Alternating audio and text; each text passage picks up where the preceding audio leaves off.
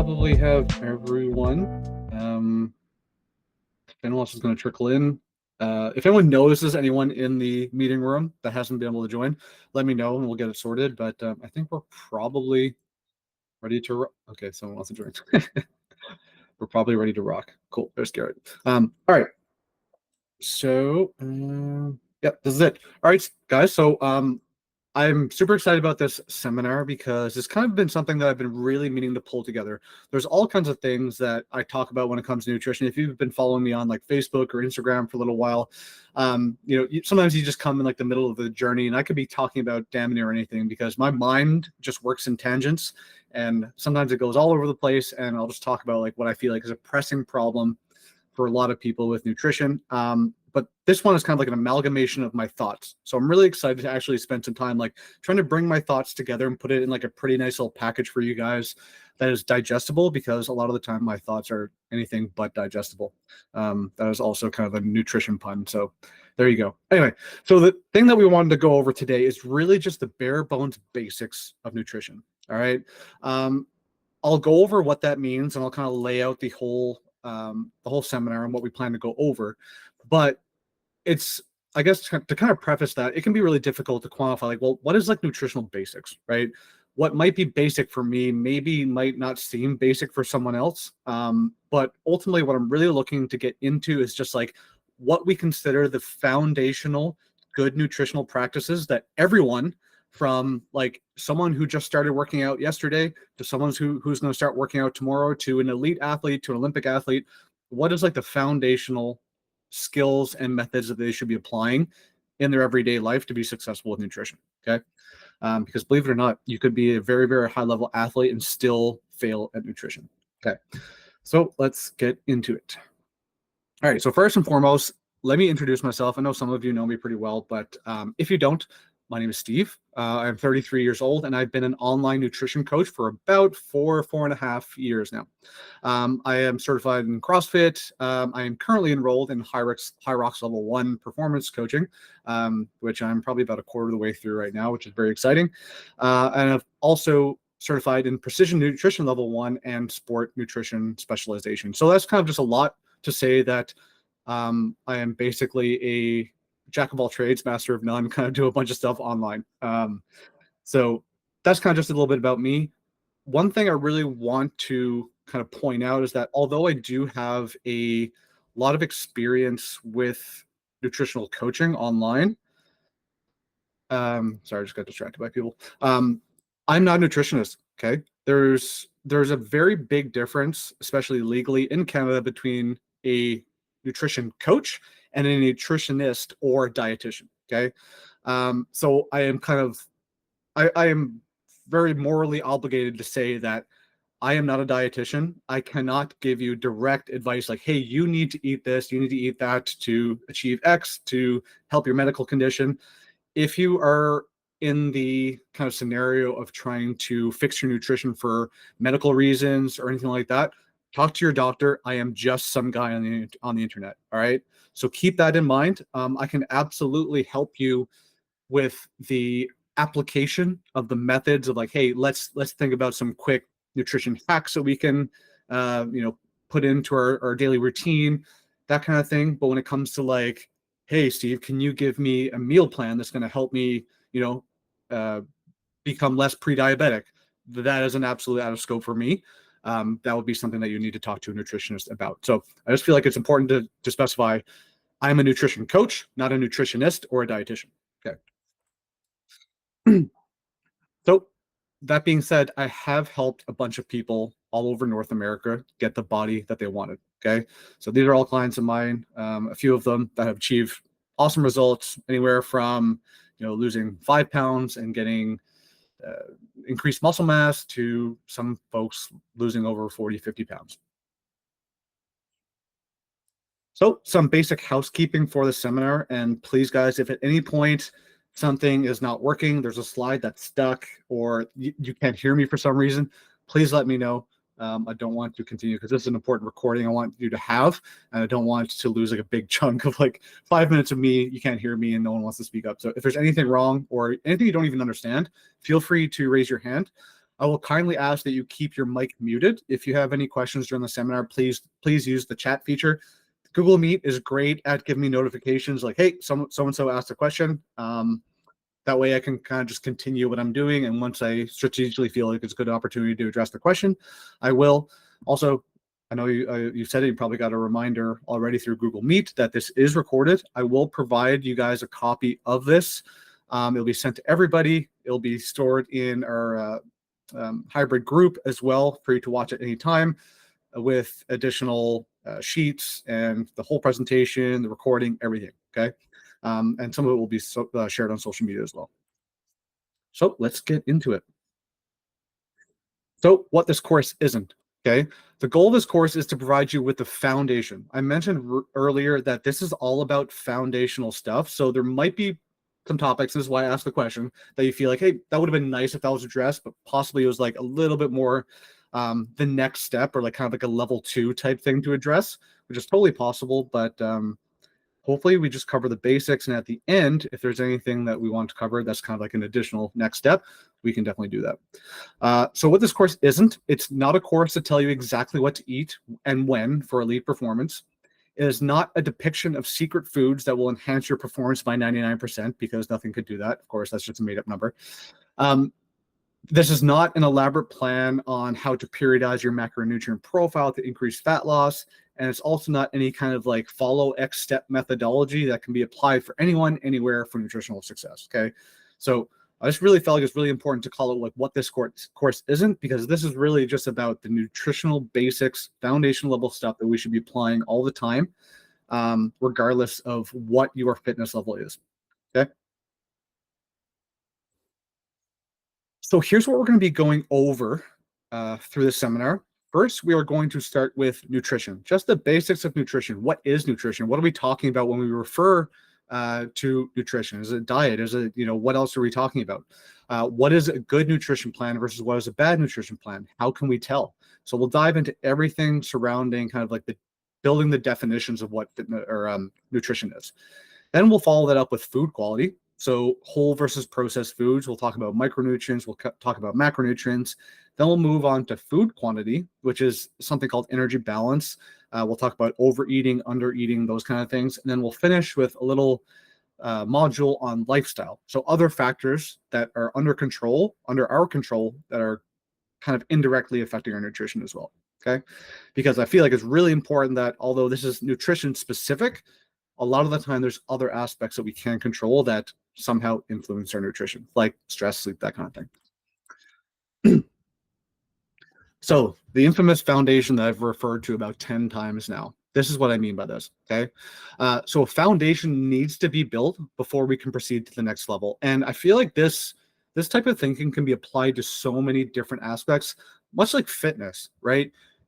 I think it's really important to build a foundational level of movement patterns that are safe and healthy for everyone before we start going over to the next level of, increased difficulty or, something that's a little bit more dangerous, because we have to have that foundation to make it safe. Okay. Same thing applies to nutrition. That level 1 of nutrition, almost everyone needs to have. And I maybe don't want to make a blanket statement like everyone needs to, but I think it's really important to be successful and sustainable with your nutrition. You need to have a base level foundation that you can always fall back on. Okay. For example, if you were to go all the way to, like, as an example, carbohydrate cycling or fluid manipulations for races and events and things like that, that's a very difficult thing to do. If you are trying to apply a methodology that's complex and a little bit more difficult to attain when, you're not sleeping well, you kind of eat a lot of, poor quality foods, you're really bound to your desire to eat at any moment that you're stressed and things like that are kind of the foundational things. If you don't have those, it's really hard to be able to do a level 3 thing. So you almost always need to start at the base level and then work your way up in complexity. So, for example, a couple of things from level 1 would be like your general nutrition knowledge. Do you kind of understand the basic principles of nutrition, what you're trying to achieve?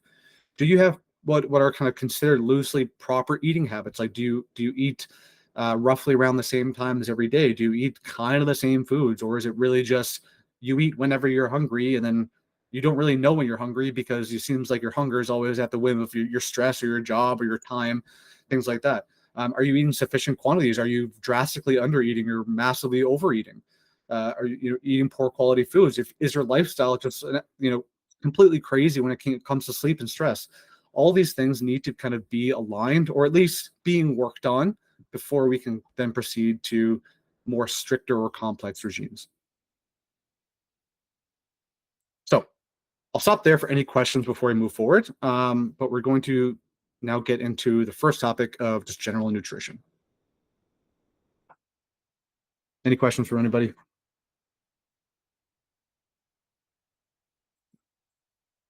All right, cool. Let's go. So, what is nutrition? Okay. Nutrition describes essentially the content of the food that you ingest as a whole. All right. And I had to include the skeleton because we're kind of getting close to Halloween. So I felt like this is absolutely fitting. Um, Another way to refer to that would be kind of two things: a way of eating, or we also call it diet. I personally try to stay away a little bit from the using the word diet, even though it is pretty much interchangeable with nutrition. Like I could ask them, "How's your diet?" Right? They might say good or bad. They might say, "Eh, it's not the best," or maybe this weekend it was absolutely terrible. They'll say things like that, but a lot of the time it can sometimes be confused with prescriptive diets like keto, low carb, Atkins, Weight Watchers, that kind of thing. So if I were to say like, hey, what diet are you following? Immediately kind of puts that into someone's head. Like, what plan am I following? Am I following this restrictive X or Y? So although it is interchangeable, I like to always think about it as nutrition. So I prefer to ask people instead of how is your diet, I would say like, hey, what is your nutrition protocol? Are you following any kind of nutrition strategy? That kind of things, because it ends up being more about the intention behind it rather than just blindly following something. Okay. So that is kind of the basic what I refer to as nutrition, the food that we eat essentially. So what makes for good or bad nutrition? You know, anytime I ask someone like how their diet is, it's almost always inevitably good or bad, or it's okay, maybe could be better. And I find that these are always complex to kind of outline and define. So I really want to spend some time actually diving into that. Now, what does that mean? Okay, so when we say good or bad, what does that mean? So good diet might refer to eating healthy. So whatever that means for you, that means we're consuming food items that we would typically deem healthier than others. So for someone that might just be, hey, I'm eating fruits and vegetables again, or maybe someone's like, I'm eating the filet o fish instead of the Big Mac at McDonald's. It's all relative, but eating healthily, generally speaking, as defined by someone, is kind of definitive of good for them. Another one would be not snacking. That's a really big one that generally when people feel like they're eating good or healthy, kind of includes I'm not just mindlessly snacking or eating all the time. It's more structured. I have meal 1 at 8, I have meal 2 at 12, I have meal 3 at 5, and then possibly a little snack. Instead of there's a little snack between breakfast and lunch, a little snack between lunch and dinner, and then after dinner, it's whatever goes. And then third, there's a lack of fast food. That's almost inevitably another point of eating good. It's like, hey, I completely stopped eating out. Tell me I'm doing pretty good. Um, a bad nutrition strategy would be eating unhealthy. So eating mostly fast or easy foods that we feel are bad for us. Again, kind of putting in quotations, bad as we define. Not to say that we are going to, demonize all bad food or fast food and call them bad, but I think it's important to highlight that we're eating foods that are really not helpful for us. Okay. Next would be eating whenever. So we're not really following any kind of guideline as to when we're eating. It's just whenever we feel like it, whenever our home hormones and our satiety cues are aligned that although we just ate supper, we feel like we need a little bit something extra, a little bit of dessert, and then that turns into 2 servings, and that turns into, well, the day's gone, so I might as well finish eating that cake or whatever. And then third, lacking nutritious foods. So we're missing key foods that help us feel good and achieve the body we want.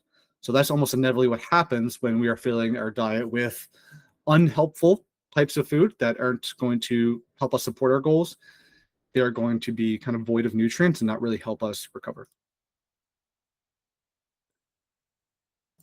So again, I think it's really important to call out that I don't want to demonize your nutrition with labels like good or bad. Now, I won't claim to be any kind of nutritional psychologist of, if you have any kind of potential eating disorder, or you've had a history of eating disorders, that I am your go-to guide to solve all the problems. I am not. I am just a humble guy on the internet that knows a lot about nutrition.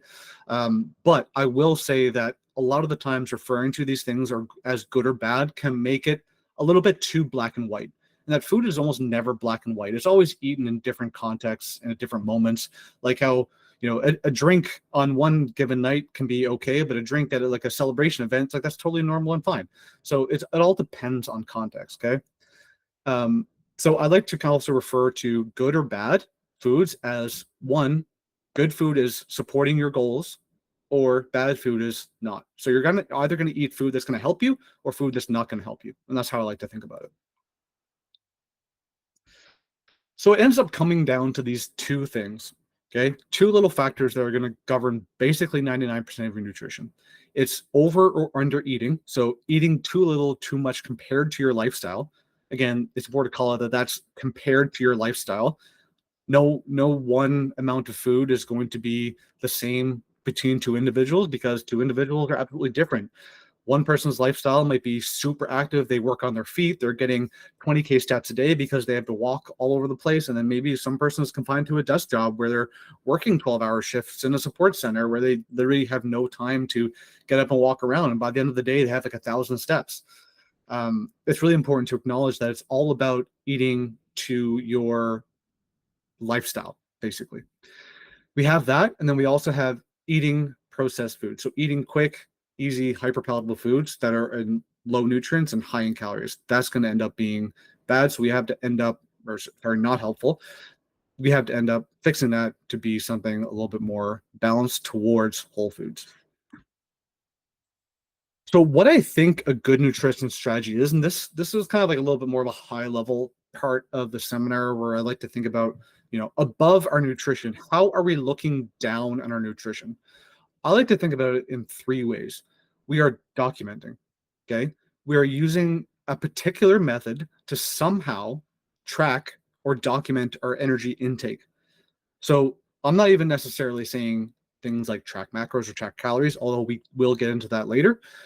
Documenting can be something as little as keeping a food journal or taking pictures of your food, because one thing that's really almost impossible to do is do any kind of review or looking or auditing your nutrition if you have absolutely no history of it, right? Like imagine if you could spend money on your visa but there was never any entries online for you to look through. You'd have no idea what is going on. You have no recollection. Like you go look at your bank account now, you go see like, I don't remember buying that, I don't remember buying that, I don't remember buying that, who ordered that. That always happens. And the same thing with our nutrition. If I were to ask you to list off what you ate yesterday, if you're not documenting, you might be able to remember some high level points like, oh, I had that really good breakfast at, so and so's house or whatever. But ultimately, you won't be able to remember the little costs or the little kind of things you snack through during the day. So if we can document, that allows us to look back and see, if I took a picture of all my food yesterday, let me go back on my camera roll. I can see that this is this and this and this is what I ate yesterday. Very simply put. And then also through the food journal is that if you're writing down everything you eat, you can just go to your notebook and say, this is exactly what I ate yesterday. So you have some documentation of that. The next is being mindful, or as I simply like to say, not eating like an asshole. Okay. There's a lot of times that we kind of just throw all the rules against the wall and just go, I'm not following any of those. I'm just kind of just going to do whatever I want. A lot of the time is not intentional. Usually when athletes fall into that trap of kind of that black and white thinking where it's either I'm going to be completely on the ball, or if anything goes wrong, I'm going to completely say screw it and eat what I want. A lot of that just becomes a perspective and mindset shift. So we have to be a little bit more mindful of how we're eating and how we're approaching our nutrition, and to not just let our emotions rule in the realm of nutrition. Not that they can't, because they absolutely can, but we need to be mindful of it. And then third, eating with a goal in mind. I always found that this was super helpful for me and a lot of my clients when working with nutrition, is that instead of just thinking like, hey, I'm doing this either good or bad thing, I'm either it was a good day or a bad day. If we're eating with a goal in mind, specifically if we relate it to fitness, it usually becomes better, because I really feel like the biggest game changer in my nutritional journey was when I knew that, hey, I have a workout tomorrow. Let me not make that any worse than it has to be. I already hate burpees. I already hate, doing all the wall balls and stuff like that. Why would I make it worse by eating poor today when that's just going to make me feel worse tomorrow? Let me eat for my goals today so that I can attack that workout with intensity, with intention, and then feel great about doing it and perform my best. So anytime we're eating with a goal in mind, it usually helps us better following that strategy. So a question you might have is, how do we implement a nutrition strategy? Right? This is where we're going back to the foundation of like what can we put into our nutrition strategy that's going to ultimately help us with whatever our goals are. So back to the nutrition, the two variables that we can control, the two things that we could kind of change is these two things. We have food quality and food quantity. These are the two major pillars that we absolutely need to be able to control to be successful. Now, it's important to say that you could do really well in one of these pillars or one of these categories and absolutely be successful with your nutrition. But I always believe it's best to do pretty good with both of these because they essentially have a synergistic effect. Okay. So I'll tell you what I mean in a second. First is food quality. So eating high quality whole foods that are filled with proper nutrients to support metabolic, immune, and hormone functions. And then we have food quantity. So eating those high quality foods in the required quantities so that we adequately fuel our bodies with the energy it needs. All right. So point being that, okay, you can eat high quality foods, but if you eat like the best, most healthy meal that you could think of for supper tonight, does that absolutely set you out for success for tomorrow? It's like, no, you could absolutely overeat on that food quantity. And just like food quality, it's like, okay, you ate that, it was really good, but if you're just going to undereat it, that's not going to fuel you either. And you could kind of reverse that and say, okay, I'm going to eat some really, I'm going to eat within my means. I'm going to have portion control, but it's like you're portion controlling Pop Tarts. Is that going to lead to success tomorrow? No.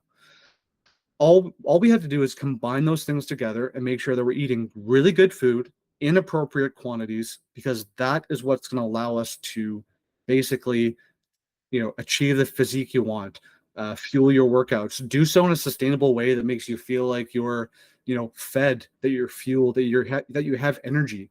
Like maybe even like show of hands, if anybody here has ever followed a diet that was possibly like restrictive and like absolutely 0 calories that made you feel like shit. Hands up here. I have done that. I've done fasting. Maybe I'm not throwing shade at fasting, but it made me feel like crap, and I continue to do it anyway. It was a part of my life that I acknowledged, but that made me feel like crap, and I was not doing well during those times. But if you have it, the food quantity is also important.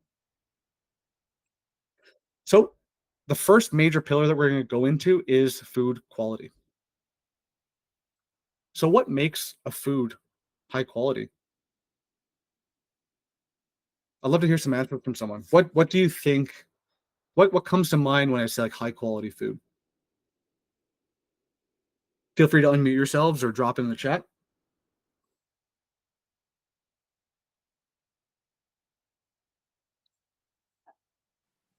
Non-processed food. Yep. So non-processed food or minimally processed food, or what would you kind of call the opposite of processed food? Yeah. Natural whole foods. Whole foods. Exactly. Natural whole foods. Or maybe like you could kind of use the word organic interchangeably with those. Yep. So that's absolutely kind of what we're talking about here. So we have both extremes. All right. We have whole foods and processed foods. Which do you think has higher quality? Now I know I've kind of primed you here, so I will say it's a little unfair to show you Fruit Loops and then whole fruits and vegetables. Not all processed food is bad, because if we think about something like protein powder, is that natural? No, it's not. But is it bad for you?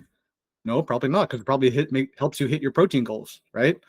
Um, it is a little bit of a spectrum, but I like to, just for the point of this, use something like Fruit Loops. We obviously know that whole food is going to be higher quality than Fruit Loops. But why is that? So we consider whole foods higher quality for several reasons. All right. First is that it has a higher density of required nutrients for metabolic function. So if you eat something like fruits and vegetables and you put them in your meals, they're more likely to have the nutrients you need for existing, for being alive, for exercising, for doing the things you need, for thinking. All these metabolic functions require certain nutrients. There's a higher concentration of fiber for digestion. So when we're missing these vegetables, um, sometimes we miss those key things that we need for digestion, which is like fiber. We don't get those from a lot of processed sources. There's naturally occurring components like that are just kind of existing in nature, and it's void of chemicals and processing. So much like John's point, these are not processed food, which is pretty much the big hallmark of whole foods is that they're not actually working against you. There's zero added sugars and trans fats as an example, and we won't be getting too much into sugars or trans fats specifically. If you have a question after the fact, please write it down and we'll address it later. But it's a little bit high level that I don't want to get bogged down into that. But generally, added sugars and trans fats are kind of synonymous with ingredients in processed food. But then also they're low calorie, high volume.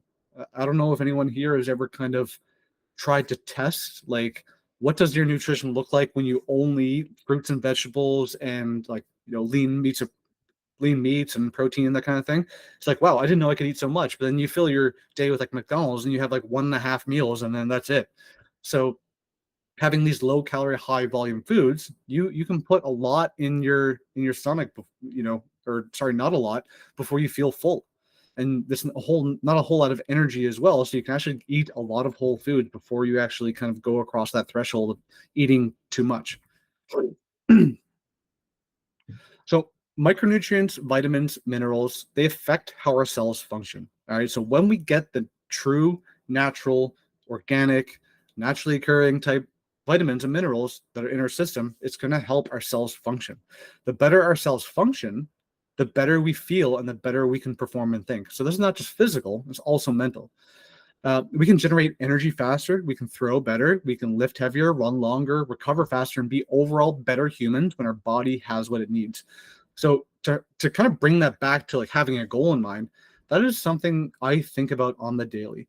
We always kind of like to think maybe philosophically of, oh, I want to be like a better human that's 1% better each day. But then we fail to show up for our nutrition, and it doesn't allow us to be better because we can't think straight. We're tired, we're fatigued, we almost have like a hangover from food, and then we don't get to perform well at the gym, so then that brings us down, and it kind of ends up being like this negative cycle. When we set ourselves up for success with nutrition, it makes us do all those things better. So, what will whole foods exactly do for us?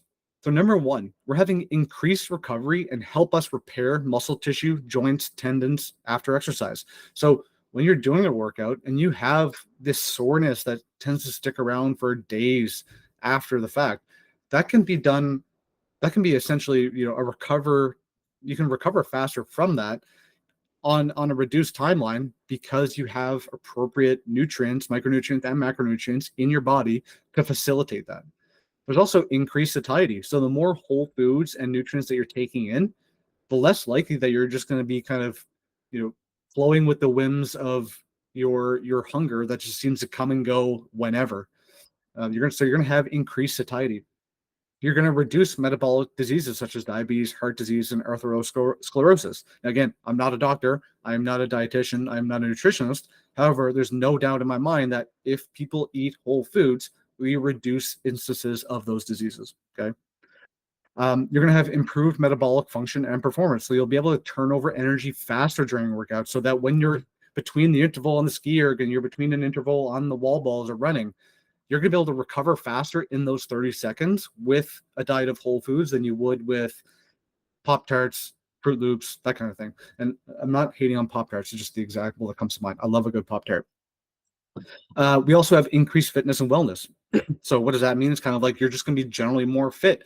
You're not going to be as sore. You might be less likely to pull a muscle. You might be, more primed to just do things in life that you need to be fit for or well for.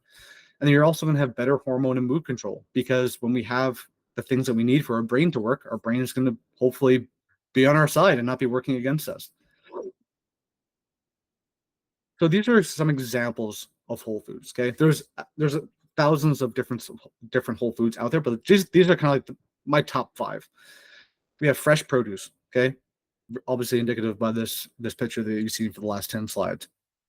We have fresh meats like beef, pork, poultry, fish. All natural peanut butter, one of my go-to, but it's just a small change compared to your Skippy or your whatever the other brand is.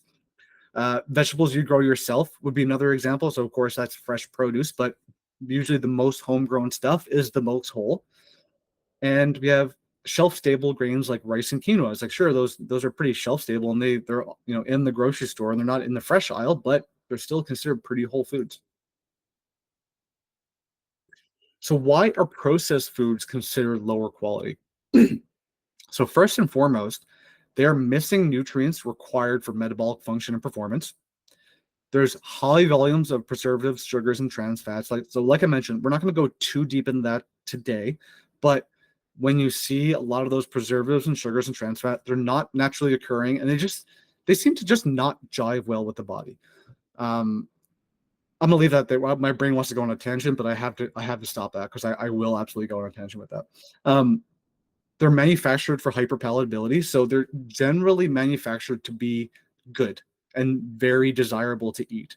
Okay, so a lot of food companies out there are essentially fighting for your dollar, and they're going to do that through fancy marketing schemes that make you want to eat it, and then also they want to make it good so that you're like, I would absolutely get that again, and to be like the go-to for you. Fruit Loops is a great example. I love me some Fruit Loops. I would absolutely have that every week if I could, but because it's manufactured for hyperpalatability, I know it's not good for me because they're trying to do that. So I don't know if fruits are a direct substitution for Fruit Loops, but I'm gonna try. And then also with these processed foods, we have high calorie for low volume. Um, so in this, for example, just using this Fruit Loops as an example, you have like a cup of Fruit Loops that's probably going to be like, I don't know, in terms of calories, equivalent to like fruits, you're probably talking about like half a watermelon, right? For a cup of Fruit Loops to like half a watermelon, the volume difference is crazy. And I would challenge you to even eat half a watermelon if you could. I would challenge you to how many Fruit Loops can you put away before it becomes unbearable? Probably be like an entire bag, which would be like, I don't know, 1,500 calories or something like that, which would then be like 5 watermelons. So that's just indicative that there's very low volume amount, but high calorie content. So that's what we call calorie density. So some examples of mostly processed foods, and I say mostly because it's really hard to find strictly processed foods, are things like candy, sugar-based cereals like Fruit Loops, Lucky Charms, those kind of things, chocolate bars, drive-through burgers and fries, pizza in in brackets. Sorry, because I love pizza as well. It sucks to see that that's kind of processed. Um, then we have chips and various dips. So there's all kinds of things that we potentially eat regularly that are actually fairly processed. How do we spot the difference? So if any of you are like on your phone or anything, I would suggest like literally taking a screenshot of this screen right here because this is a really good one that just encapsulates everything we need to look out for to spot the difference between whole foods and processed foods. And this opens an even deeper conversation as well. So before I get into this, I'm going to take a drink. All right. So whole food, there's a couple of things that we can look at to see like, okay, how whole is this whole food? Can we tell? Obviously, if you're looking at like a banana, compared to Fruit Loops. Like there's no decision to be made there. We know that that's whole food. But when we're comparing different items, we kind of need to look at okay, well, what other factors can we kind of consider outside of just looking at it? One would be low shelf life. So if you take an example of a fresh baked bread at the local bakery versus Wonder Bread, Which do you think is going to last longer in your bread basket or in your pantry? It's going to be the Wonder Bread, without a doubt, right? Generally speaking, Wonder Bread, I know it's been a while since I've purchased this, but you can leave that in your bread basket or your pantry or on your counter for probably upwards of 2 weeks if it lasts that long, and you're not going to see any mold on it. If you go to the bakery and you get like a fresh baked sourdough, or maybe you bake your own sourdough, you've got about 3.5 days before that goes bad, right? So that would be in like kind of indicative of a food item, bread, two different items. One has a very, very low shelf life and one has a higher shelf life.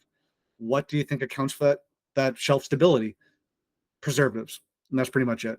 So anything that has like a generally low shelf life, like fruits, vegetables, I know they're different because some fruits, avocados, bananas, you have about 20 hours before they're all gone bad. Maybe some vegetables can kind of last quite a while in your crisper and they're okay. But generally speaking, these things have generally low shelf lives. Okay. Of course, you can increase that with freezing, which is technically a process, but it's still kind of what defines a whole food's lower shelf life. We also have single or few ingredients, would be the second point. So, a great example of that is, not to keep going back to produce or possibly fresh meat, would be, what are the ingredients in the banana? Well, it's a single ingredient item. The ingredient is the banana. You some coaches would argue that, like, oh well, what's the chemical makeup of a banana? That's kind of what's the ingredients. Like, I'm not dealing with that shit.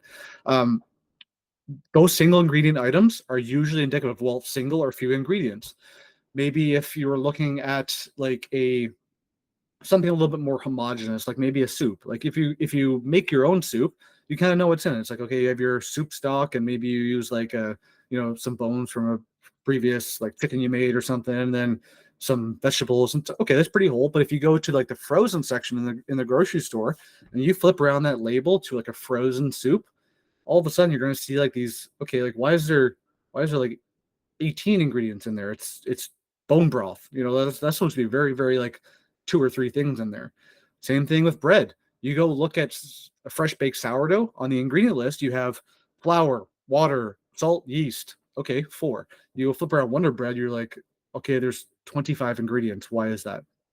So the fewer ingredients that are in it, the more likely it's whole food. To go with that is that if the ingredients are pronounceable or simple. So once you flip around that Wonder Bread and you go like, what the hell is bisenthal mono? Once you start seeing chemistry, it's like, okay, there's something going on there that definitely takes it away from whole food.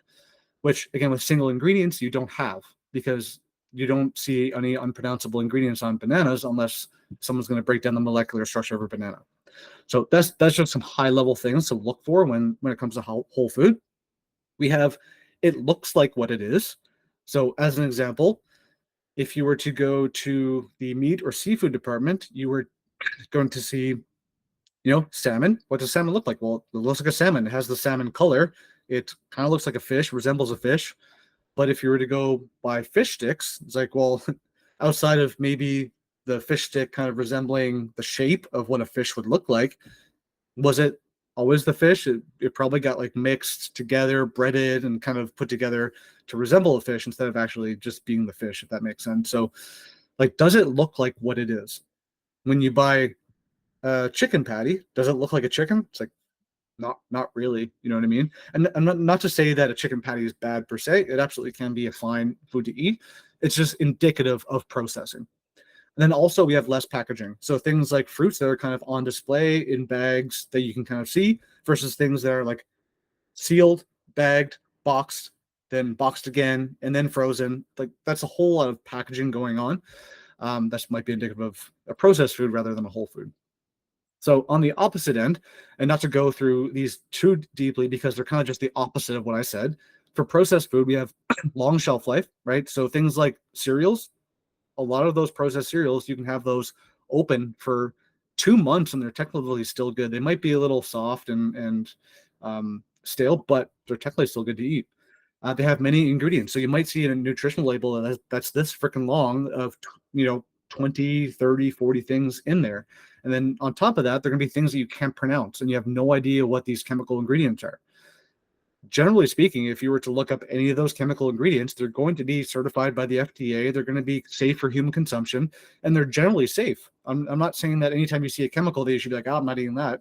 But I'm just saying it's another thing that we need to think about, that the more ingredients that are unrecognizable in there, we don't know what the hell are in those things. So just keep that in mind.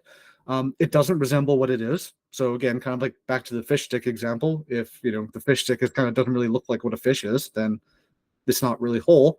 And then if it has more packaging, it's really indicative of it being processed food. So on top of that, I really want to reiterate that processed food does not mean dangerous. All those ingredients that you're going to see on those lists, and just because it is processed doesn't mean that it's necessarily bad for you or it's going to hurt you or it's going to be harmful. It just means that we need to be consuming those items in moderation. I am as guilty as the next person for having a sneaky piece of pizza, for having a donut, for having Fruit Loops, that kind of thing. I literally had Frosted Flakes today. But is that a staple in my diet? No, it's not.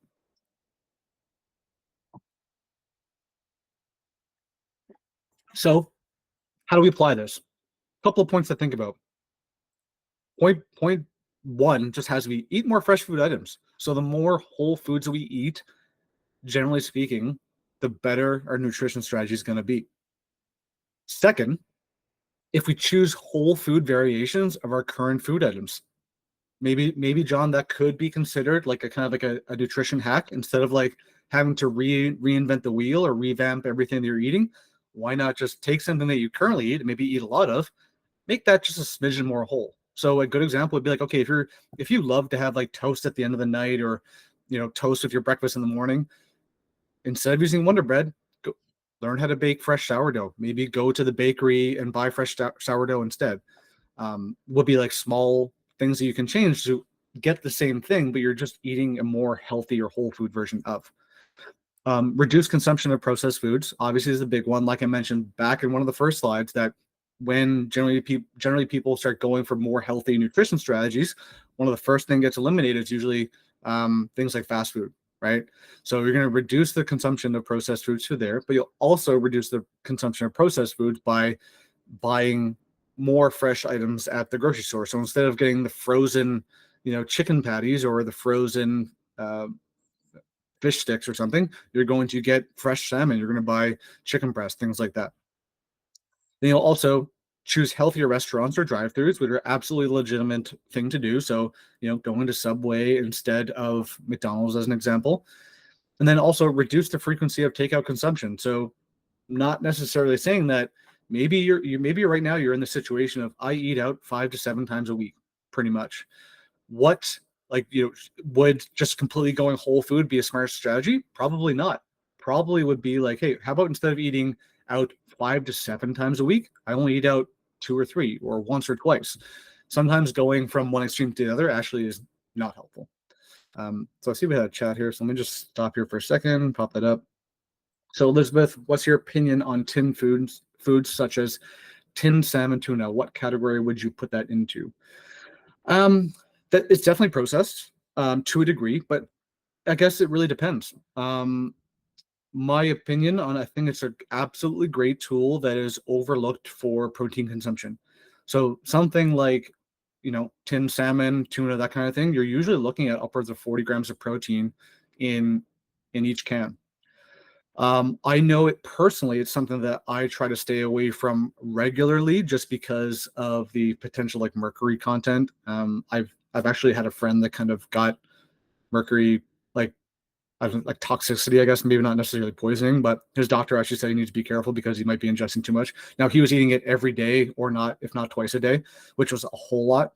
But I think it's a great tool to hit protein. Of course, it's a little common, or sorry, it's a little processed, and it's a common thing to eat, but it's also really effective because you can have a stack of those in your pantry that you can prepare like that. It takes all of 3 minutes to break open a can of tuna, drain it, put in a salad, on a sandwich, in a wrap, that kind of thing, which makes it like essentially top tier when it comes to that stuff. The key is that we don't want to just depend on it, right? If you're saying that I'm having 2 cans of salmon a day because that's the only way I can hit my protein, then there's probably a different conversation to have there. Should it be something that you probably regularly consume a couple times a week? I'd say that would be great. But it all depends on the context. So to give you like a really direct answer, I'd have to know kind of more about your situation. But I think in terms of the context of this conversation, it's an absolutely great thing that if it's replacing McDonald's, I think that there's nothing to worry about when it comes to that. But if you could choose fresh salmon, maybe you could, but also who's got the money for that? That's expensive. So hopefully that answered your question. If not, hit me up with a follow-up question. I'll get you on the next slide. Oh, perfect. Just in time for our breakout. So we actually have 3 breakouts throughout this entire seminar. So this is the first one. I want you all to either take note of this on a piece of paper, write it down in your notepad on your phone, or even just drop them in the chat and use the chat function as kind of like your pen and paper. I want you to answer these 3 questions. Okay. What is one processed food item that I could choose to consume a more healthier or whole version of? So that's one question. The second question is, what is one processed food I could reduce the frequency or of consumption with? So either reducing completely or reducing a little bit. And what is one whole food item, think meat, fish, vegetables, fruit, that I could introduce to my regular diet? So I want 3 answers to those questions. If you want to drop them in the chat, cool. If you want to keep them to yourself, that's also cool. But I'd like you guys to just spend a couple minutes answering those questions. So I'll give you, I don't know, 3 minutes, maybe. I don't know if it'll take that long. Hopefully you have enough coffee today to kind of fuel you through that, but I'm just going to set a timer for 3 minutes.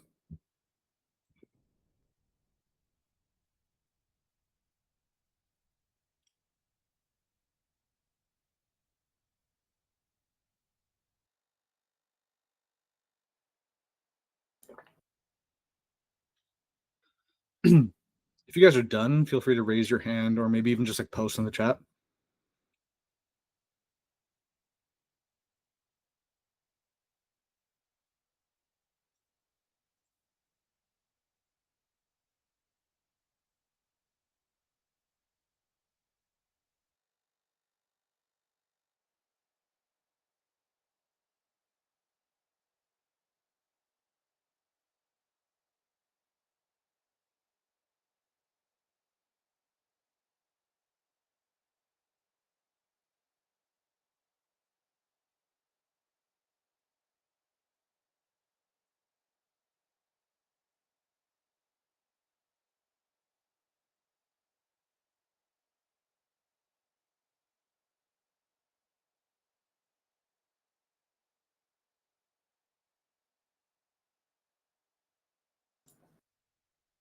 Okay, we're about halfway through.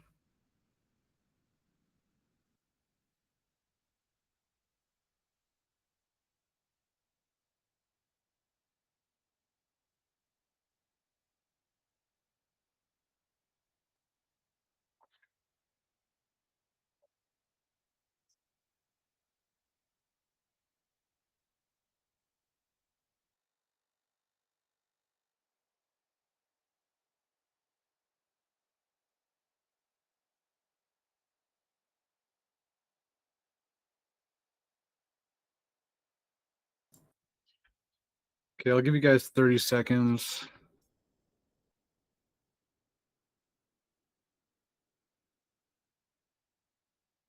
All right, so while everyone's finishing off, keep writing if you're still trying to figure out some ideas. I'd like 1 or 2 people to unmute and take me through their thought process of their answers for 3 questions. Tara, do you want to, would you be comfortable kind of sharing what your thought process was for your answers and share your answers? I don't actually eat a lot of processed food. I might enjoy it once in a while, but I eat probably too many homemade baked goods. Okay. My vice, like going to the Yep. market and getting things that way. And I could, but cereal. I guess if you want to talk about processed food, maybe cereal. If I'm rushed and I don't have a meal prepared, then I will do like a Greek yogurt and the Special K almond with some fruit. So while two of those things are good, there's one that's highly processed. And even though it's, marketed as Special K almond, it's not, it's as sugary as some of the other cereals out there. And I know that. So I'm looking at trying to do overnight oats so that they're ready. And I'm looking at taking Sundays to do food prep, which I'm doing right now as we're doing this session. Oh, nice. And so that would be the one I would reduce consumption of. Something I don't eat enough of is meat. I get lots of fresh fruit and vegetables. That's just always been something for me, but I know that I don't get enough protein. So I have too many carbs versus protein. And my issue with protein has been that since I've stopped eating a lot of red meat, my arthritis is better. So I don't have the swelling in my hands. So, but I need to be mindful of making sure I still get enough protein, especially as a female. So just those things. Gotcha. Okay. Awesome. Thank you for sharing. John or Garrett, would you like to share? Yeah, I'm not a stranger to looking silly. Yeah. Okay. Please share. All right. So, real meat over like sandwich meat for like make some sandwiches here for the kids and me. And we use a lot of like sandwich ham, right? Out of little bags. Yep. Should definitely got to work on getting rid of the chocolate and muffins and candy. Uh-huh. And then for the whole food, I definitely got to eat some more vegetables. Yep. Me too. So I feel it there. Cool. Thanks for sharing. Yeah.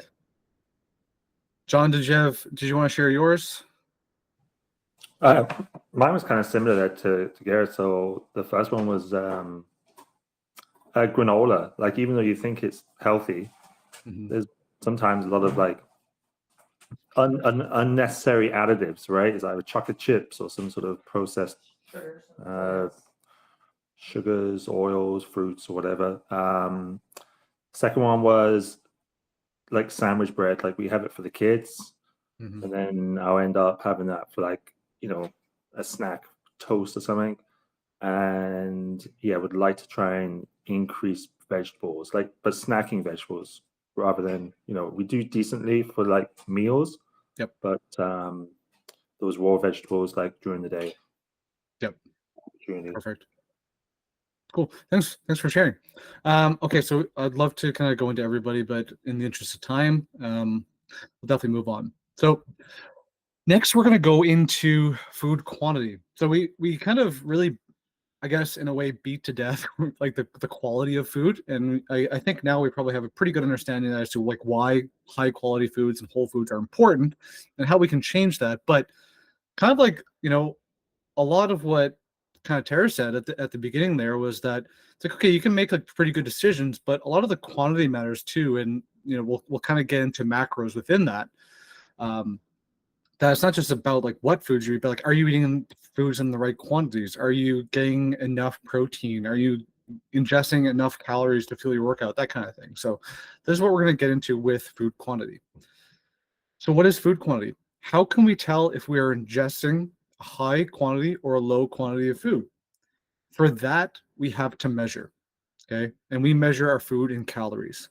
So unfortunately, and I wish there were other ways to do it, but it seems like inevitably when we try to figure out how much food we're eating, we have to work within calories and somehow track calories or macros that lead us to calories to understand how much food we're eating.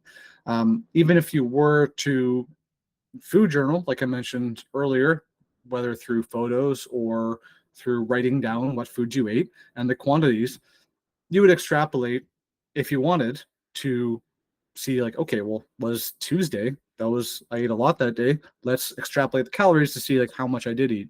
Not to say that you actually need to measure the calories every single day, because through your food log, you could technically extrapolate that. But we have to be able to somehow deduce our calories from our documentation through audits. Okay. So what is a calorie? A calorie is a measurement of energy, and that's it. Calories are converted into ATP, or adenosine triphosphate, which is our body's energy currency. This occurs through metabolizing carbohydrates first, fat second, and protein last. So there's some arguments about the first two, whether we typically burn carbs first or fat first. But generally speaking, it seems like that's kind of dependent on the individual and what they do. If you're more of a endurance runner that runs marathons, you're probably, if not split, maybe even kind of focus on burning fat a lot of the time, even though carbs are absolutely going to be helpful. Whereas if you're more of like a short, sprinty type athlete, you're probably more likely to burn carbs than fat. And that's just as a primary source. Doesn't mean that you can't burn fat. It just means that your body sees the free floating carbs in your system as like, hey, I want to use that as fuel, not fats, versus someone might want to use the fats instead of the carbs. So we ingest energy so that we can use energy, and that's pretty much what sums up food quantity. But we have to make sure that it's balanced. Okay. And this is what energy balance is. This is the entire framework of what counting calories or macros is about. And one thing I love about getting into this kind of framework is that not only does it give us this like 10,000 foot view as to why we do it, but it also gives you about 10 other things that you can do outside of tracking food that's going to help you with your energy balance. Okay. So if there was another point, a second point, I guess, that you were going to take a screenshot of anything in this training, this would be it. So this is really important. First, well, I guess I should first explain kind of what we're looking at here. So energy balance is kind of split between two things. We have like a left and a right. On the left, we have inputs. So what is coming into our body? And then on the right, we have outputs. What are we doing with our body? With the inputs, there's kind of one, it's kind of one category that we're thinking about, right? Because what goes into our body? Like hopefully only food, right? That's kind of what we're thinking about. Just the food that we eat and the fluids we consume is going to give us the calories that we need to do everything on the output side. But sometimes it can be a little bit more complex, and I don't want to get too deep into it, but the bioavailability of the nutrients in that food is absolutely important. To go back to like the food quality, if you're eating very low quality food, there's probably not a lot of bioavailability within that food. And we're not going to be able to get the nutrients that we need to properly do all the outputs on the right-hand side. But also, you could take Tara, you could take Camille, you can take Garrett and put them next to each other. You could have them eat the exact same steak in the exact same way in the exact same time that has the exact same calories in it. And they might get different levels of protein, different levels of nutrients, and ultimately assimilate, break down, and transfer different levels of nutrients and energy from that food just based on their biology. Okay. So sometimes we have to factor in things like age, gender, size, whether you're someone who's 6'8", whether you're someone that's 4'10", there's all kinds of different things that might factor into your bioavailability. I don't like to talk about that too much because generally speaking, what are we going to do about it, right? If you're 4'10" or 6'8", there's not much you can do about it. So it's kind of like, it is what it is. The only thing I like to think about here is that as long as we're eating really good food in appropriate quantities, then this input side is taken care of. But for the sake of the conversation, I want to spend most of what we're talking about on the output side. Okay, so there's a couple of things that we want to go through here. What is going to account for all or 100% of the energy that we put out any given day? The first one is going to be resting metabolic rate. So that is essentially the calories that we burn by just sitting here. So how many calories are you burning just by sitting here listening to me talk about nutrition? That is going to be governed by things like size, gender, age, and also muscle mass.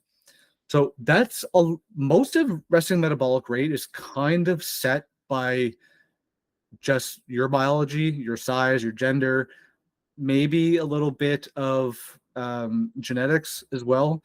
But then also the one thing that we can influence within that is going to be muscle mass. So the more muscle that you can put on, would be good as a resting metabolic rate because muscle just takes more energy to run. It's a lot more metabolically expensive than body fat is. So if you're, just I guess picture like the most jacked dude you've ever seen, kind of just like sitting there, like has no neck kind of thing. He probably just burns 3,000 calories sitting here because he has so much muscle, which is not necessarily a good thing. But I'm just saying that would have his metabolic rate very, very high, probably to an unhealthy degree.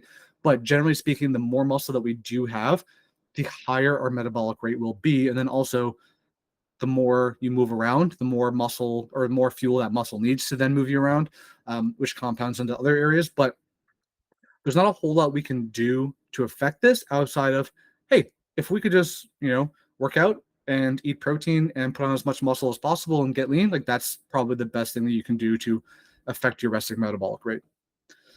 Next, we have exercise. So that is the calories that we burn through purposeful exercise and activity. So just going to the gym, going for a walk, going for a run, that is burning calories through purposeful activity. That is generally what most people do when they try to burn calories. When they want to, lose body fat, get lean, they're like, hey, I need to increase the amount that I'm exercising. I might be a little bit contrarian here and think that this is usually a poor strategy to try to burn calories. I purposely think of exercise as good for longevity, health, putting on muscle, your mental state, general well-being. I don't like it in terms of a calorie burning exercise. Okay. Mostly because we drastically overestimate the amount of calories that we burn in exercise. So if anyone here has a watch that tracks their calories in their workout, I know that I probably follow a couple of you guys on Strava or something. And I'll say that, if you went for a run or if you didn't exercise, that you burn X amount of calories. I'm here to tell you that generally speaking, for most of these watches, they actually overestimate the calories that you burn twofold or 100%. So if it says that you burned 250 calories, you probably didn't burn 250 calories. You probably burned 120 or 100. And I'm not necessarily trying to put that down, say that is, you shouldn't do that. But it's just important to keep in mind because a lot of what happens when people get into this regime of I exercise to burn calories, that sometimes comes with a compensatory behavior of I burned X calories, therefore I can ingest Y calories. So one trap that I've always fallen into every time I try to burn exercise for the purpose of burning calories is, oh, look, my watch says I burned 500 calories. Let me go eat a 500 calorie donut. And given that this overestimates, I probably burned 250 or 300 calories, and then I ate a 500 calorie donut. That then technically, if I were trying to play a zero-sum game here of just in and out, I would then be in the hole 250 calories and actually ingested more calories than I just burned. So I don't like to look at the calories too much. Like maybe you could look at it as relatively as like amount of effort or the duration of the workout, but it's not usually a great strategy to achieve a goal, if that makes sense. And I feel like it's important to call out that here because a lot of people that do try to increase their knowledge with nutrition, it's usually for a purpose, and maybe it is to get a little bit more lean or lose body fat or something. I think it's an important call out there. That being said, the more exercise you do, obviously the more calories that you are going to burn. So sometimes it's really important to relate that to your energy balance, and that if you exercise a ton, I'm talking like, hour every day, 2 hours every day through like running or something like that, the more time that you spend weekly moving and doing exercise, you will have to then consume more calories to facilitate that. The third one, probably my favorite thing to talk about, is something called NEAT, non-exercise activity thermogenesis. This is essentially calories burned through non-purposeful general movement. So what does that mean? That is basically exercise that is non-purposeful, which is kind of hard to conceptualize because a lot of people, when they think of NEAT, they immediately go to like walking. It's like walking is not exercise, kind of the thing I do. But if you're purposely walking, then that is then purposeful and not purposeful, if that makes sense. So I guess you could kind of say like, well, it depends. Are you walking for exercise, or if you're walking your dog, technically you're walking for your dog, not for you. So maybe it's not purposeful. Maybe it's like required, but I still think that walking is exercise. But great examples of NEAT would be things like gardening, any hobby that's literally just like something that you do that is active. Walking to the fridge 10 times a day like me, that's neat. That's me going up over the stairs out of my office up to the fridge. I'm climbing a set of stairs and then I'm back down. I do that 10 times. That's great. I don't know if I said gardening already. So yeah, I think I said that in hobbies. Walking to the grocery store, walking in the grocery store, going shopping, all these things that require movement of the human body that are not purposeful for the movement itself are considered neat. And neat can account for somewhere between like 50 to I think 80% of the calories burned throughout your day overall. So a great example of this would be someone who has a physical job. Think, I don't know, electrician, plumber, maybe someone knows a plumber that actually does not have a very active job. I don't know. But think like, a plumber that's doing house calls, it's on the go all day, they're working a 12-hour shift versus, someone in a desk job in an office that kind of does the 12-hour shift, but maybe only gets up for lunch or to use the bathroom. This person has 20K steps a day. This one has 4K steps a day. That is a huge difference. And NEAT is something that we can actually purposefully increase to increase the amount of calories that we are burning on a daily basis. So like an example of increasing your NEAT would be like getting more physical hobbies. Parking further away from the entrance at the grocery store, parking further away from the entrance at your office. Little things like that requires like, instead of having to walk 100 feet to the door, you're walking 500 feet to the door. Little things like that. Or like, hey, instead of ordering your thing that you wanted from Amazon, how about go support a local business and go to the mall or things like that. They're going to be a little bit more active and allow you to go walking around. Those are just small examples of things that you can add to your day that are actually increasing the calories that you're burning. And then lastly, we have something called the thermic effect of food. So I don't want to go too much into that in the interest of time, but it's basically that the more whole foods we eat and the more protein-based foods that we eat, it requires calories to essentially take that food item, to digest it and assimilate it across your body. That requires calories. And you essentially take those calories. So for like, if you eat 100 calories, you might only net 90 of those because you need 10 to burn them, if that makes sense. So the more whole foods we eat, the more protein dense foods we eat, you're going to have a higher thermic effect of food, and you basically get like free calories, if that makes sense. Whereas things like processed foods, sugary foods, essentially don't require anything to digest because they're simple foods that are very easily broken down, and they don't have any thermic effect of food. So there's different states of balance here.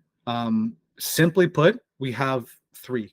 It's balanced, you have a calorie deficit, and a calorie surplus. So balance just being like generally, if you're kind of just eating around your energy levels for the day, you're basically consuming the amount of energy that you burn. So you pretty much fluctuate the same body weight. You have kind of like the same body composition all the time. It doesn't really change.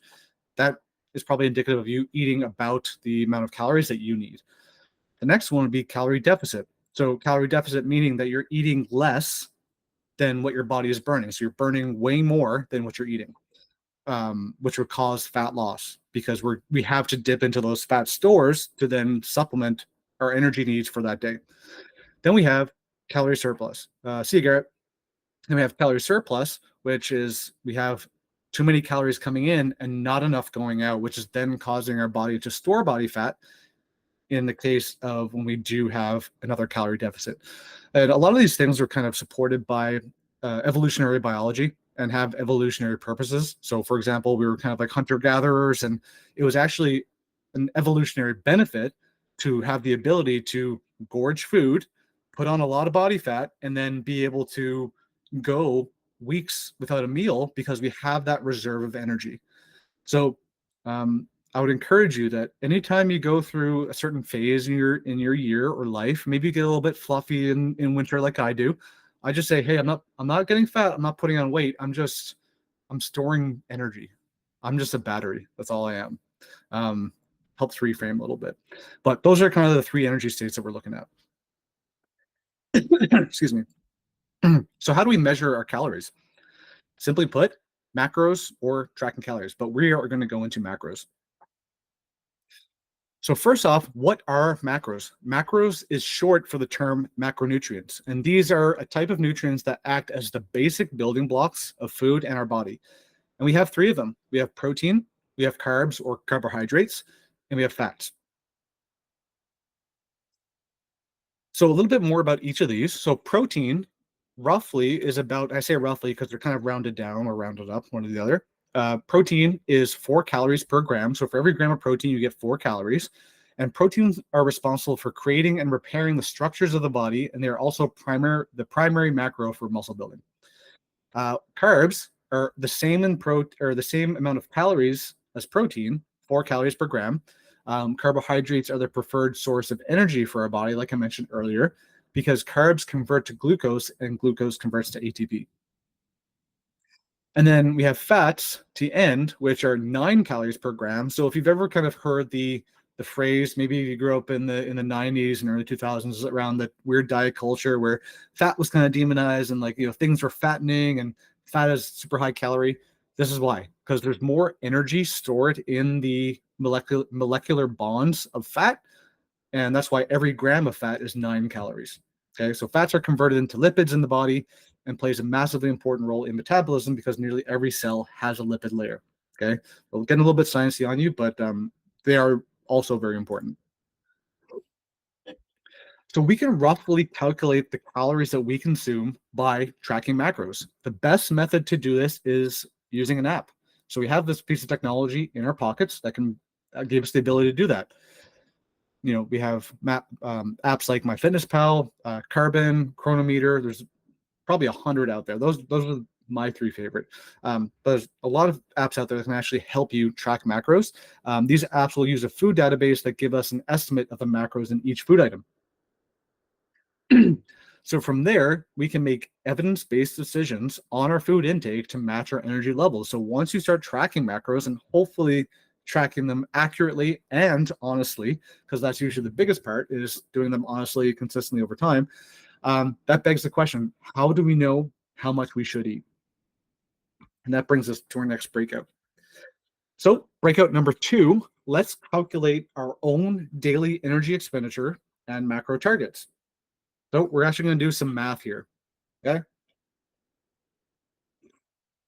So if you want to break out some paper, but I will walk you through this. Hopefully the math is not too much. If you want to take out your calculator on your phone, that would also be beneficial.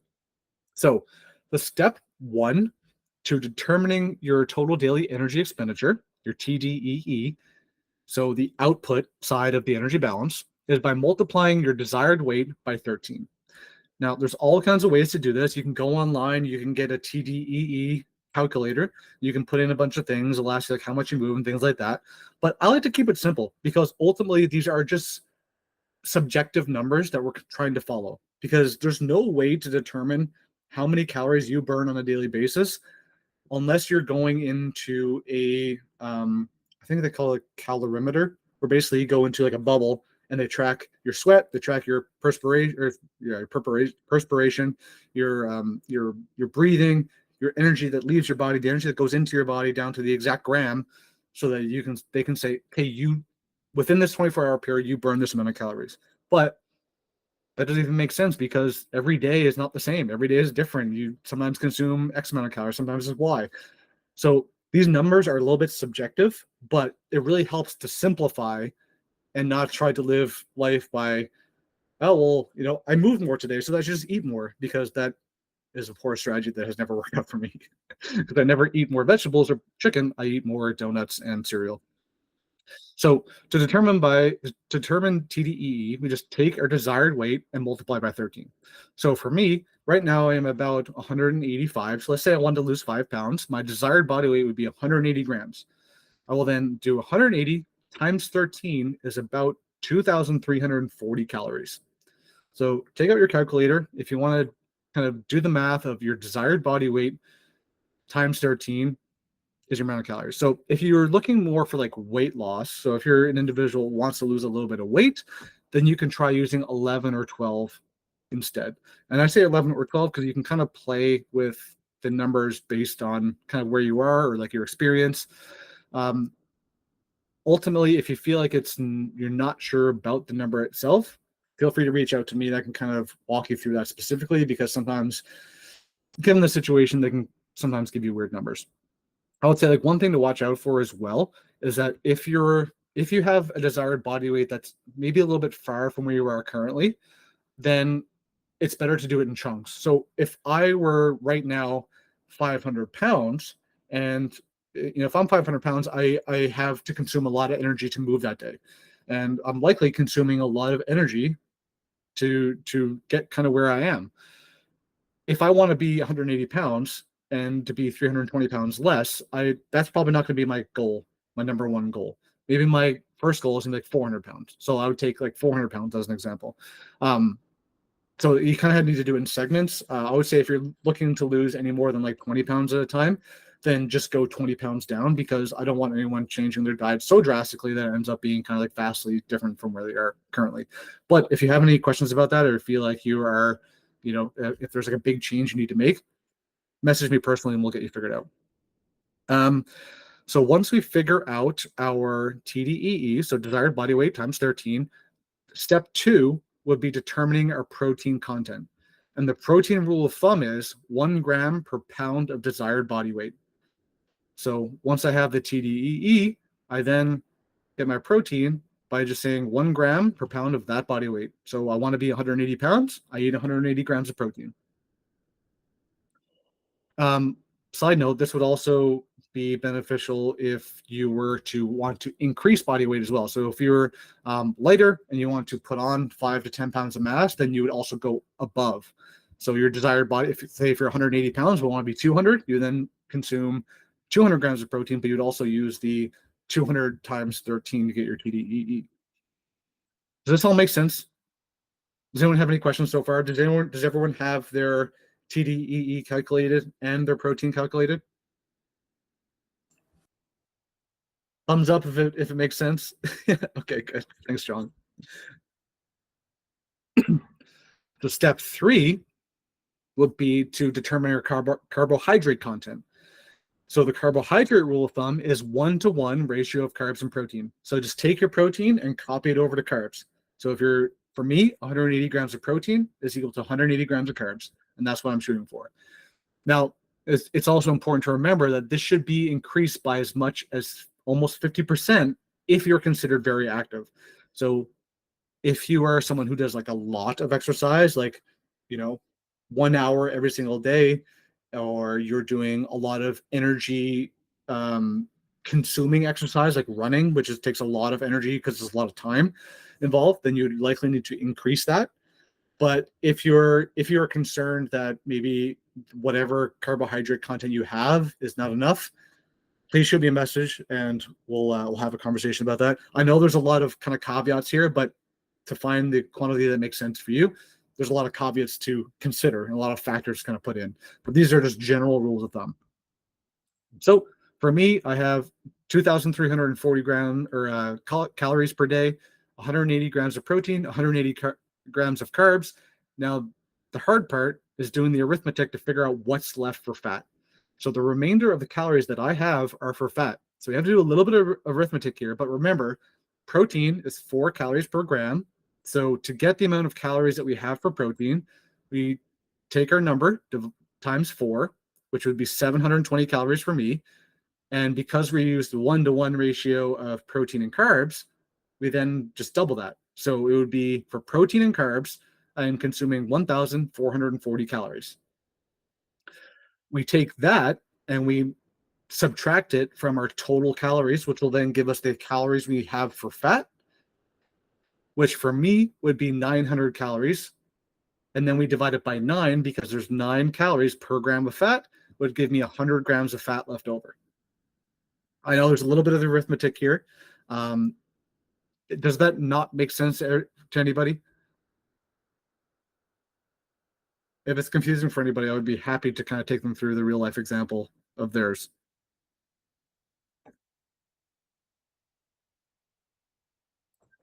Okay.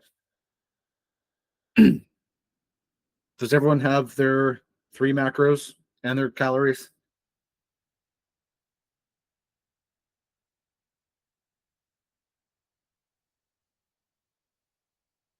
Are we still doing math? Okay, Elizabeth got it. That's good.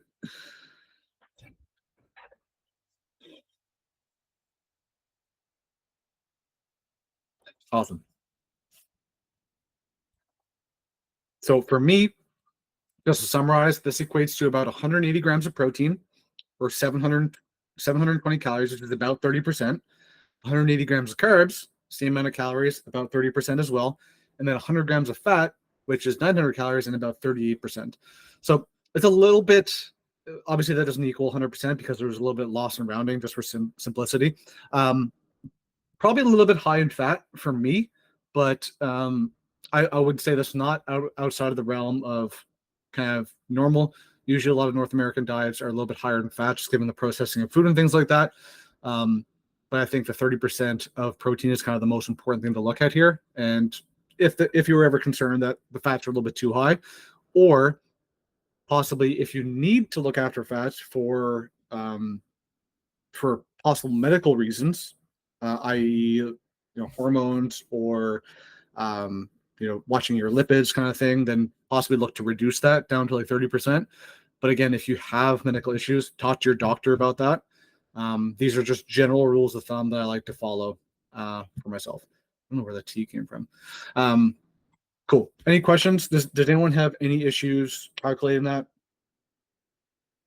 If you did and you don't want to say anything, just shoot me a message after, and I'll absolutely kind of take you through this myself and get you sorted if you want to know how much or how many macros you should be eating. Cool.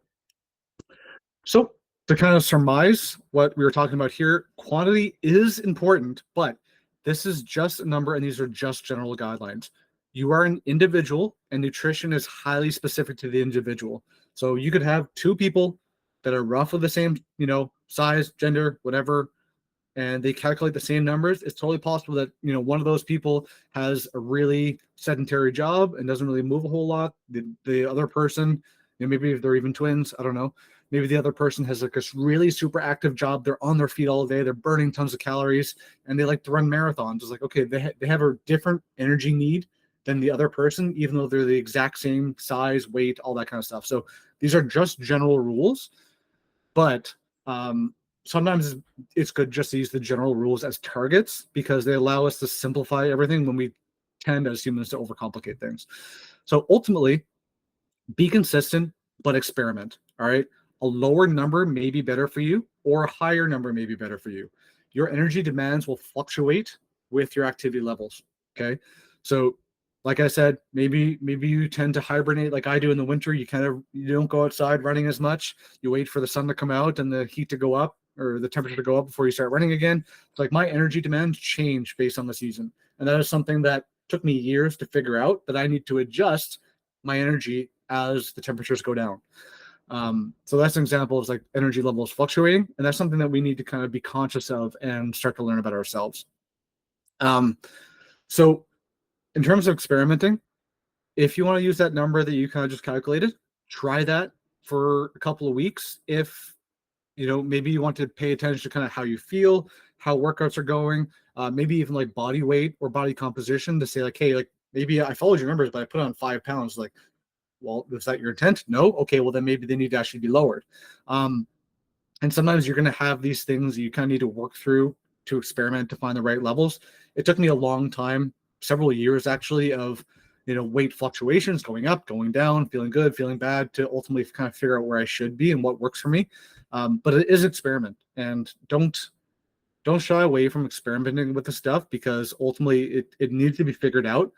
And it really helps that when you do understand it, it really gives you like unlimited control about what you can do, because once you can control that through like measuring and experimenting, it gives you so much freedom to be able to do what you want. So that was a lot of words and slides to say: eat mostly whole foods, eat minimally processed foods, and eat enough energy to fuel you and your workouts without over-consuming energy. That is basically what I just said for about 40 slides. So maybe I should have put this one first, and all of you guys could have left. I'm just kidding. I'm glad you're here. All right, so we're going to go into the last one, which is lifestyle. So we're kind of going to get away from, I won't say get away from talking about nutrition because it's still the topic of the day, but I want to start thinking about like what other things can we do outside of nutrition that are going to indirectly affect our nutrition.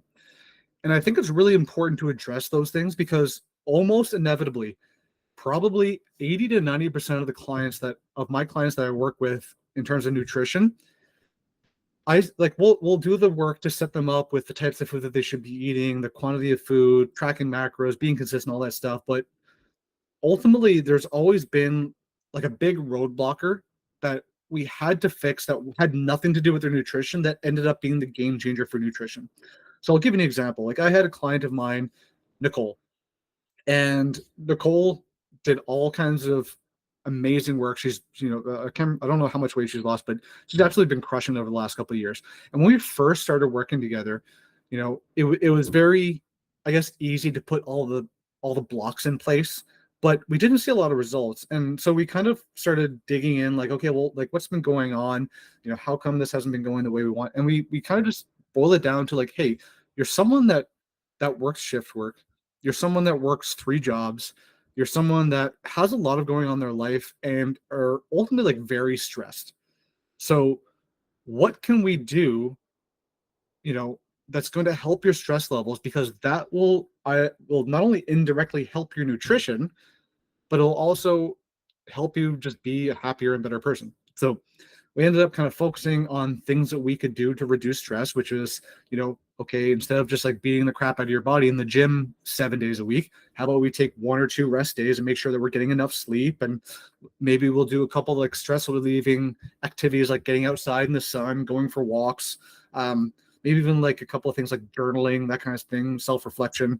And once we had the ability of actually being able to like de-stress and do that, it made her like she was able to find time to do meal prep, have the stress levels low enough that she could consistently follow nutrition plans, and just become like a happier person that actually got results and lost something like 40 pounds. And it was never about the plan that we implemented. It was about the other things that we didn't neglect.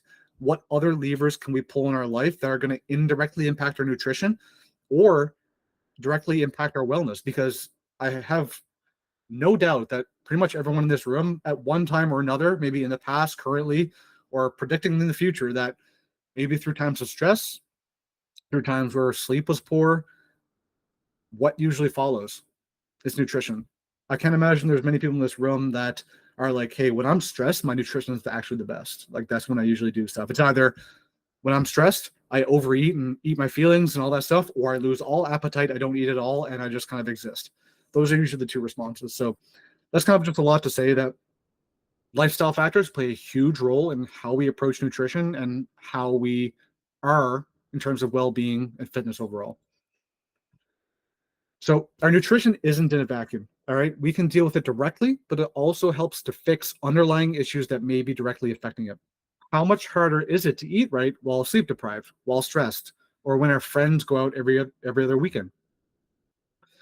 How does making lifestyle changes impact our nutrition? It comes down to improving factors that help our consistency. So like I mentioned, when you deal with things like with stress, with sleep, ultimately those things not only help you being like a more well-rounded person, more fit person, they're also going to help you be more consistent, because it's really hard to be consistent when you're hungover, when you're tired, when you're fatigued, when you're stressed, right?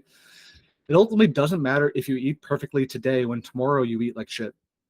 It matters what you do consistently over time, point blank. So what else can we do outside of nutrition that's going to help our nutrition and help us live healthier lives? I have 6 points. There's probably 100 out there, and it's going to be subjective to everyone. Maybe one of these absolutely kind of speaks to you and the others not so much, but I think it's important to think about these. So the first one is reduce alcohol consumption. So alcohol, outside of the social advantages, only damages your health. I'm not here to demonize and stand on a soapbox and say like we should all be sober or anything. Hey, I love beer as much as the next guy, but I think it was really important for me to understand that it is something that stands in the way of my training. And anytime that I was hungover, I never did well with my nutrition. So if we could, where possible, reduce alcohol consumption, I found especially important for me on days where there was no particular reason to ingest alcohol. So if you're going to go out to a party and be social with friends, that's absolutely great for your mental health and things like that. Go do that. For me, the biggest change was reducing those random Tuesday beers after supper because why not? It was nice out. You know what I mean? Those are the things that I found really powerful to eliminate. Excuse me. We'll go down the list here. Next would be manage stress. So kind of like the story I told of Nicole, where we addressed a lot of her stressful situations and kind of helped her cope with those things, ended up being the game changer for her nutrition. Meaningful relationships, more time with friends and family, taking care of you, those kind of things are actually going to really impact your nutrition. So if you feel like stress is kind of like the big thing or the big roadblock when it comes to managing your nutrition, maybe it's actually be more helpful to focus on fixing your stress or attack the root causes of those stressors rather than just beating yourself up over not following a nutrition plan. The next one would be improve sleep quality and quantity. So things like no doom scrolling in bed, get rid of the TikTok, stop watching reels. I see you all. You're all doing it. I know you are. That includes me. I do that too. I need to stop doing that. Have consistent early bed and wake times. So going to bed early, but also at the same time every single day, waking up at the same time every day. That can be especially challenging for parents. That can sometimes be variable wake times and sleep times, as well as 6 a.m.ers or 5 a.m.ers if you're going to work out super early. That it can be really hard to go to sleep early enough because if you do the subtractions, like you're waking up at 5 to go to the gym at 6, if you minus 8 hours, that means that you basically have to go to bed like 9. Basically 9 and have perfect sleep, which means you probably need to start at 8:30, which, okay, like who goes to bed at 8:30? I have. But it's really important to get that sleep quality and quantity. Next would be 10K steps a day. So kind of going towards the whole NEAT and exercise thing of just increasing the amount of calories that we're burning. I will tell you that one of the biggest changes that I've made in the last 3 or 4 years with my fitness levels that allowed me to get, I would say, a more desirable body composition for me was getting a walking pad, which just allowed me to religiously hit 10K steps a day, if not 12 or 15. So it just allowed me to kind of, it gave me a lot of freedom with my nutrition because if I ate a couple of 100 calories over, it wasn't the end of the day.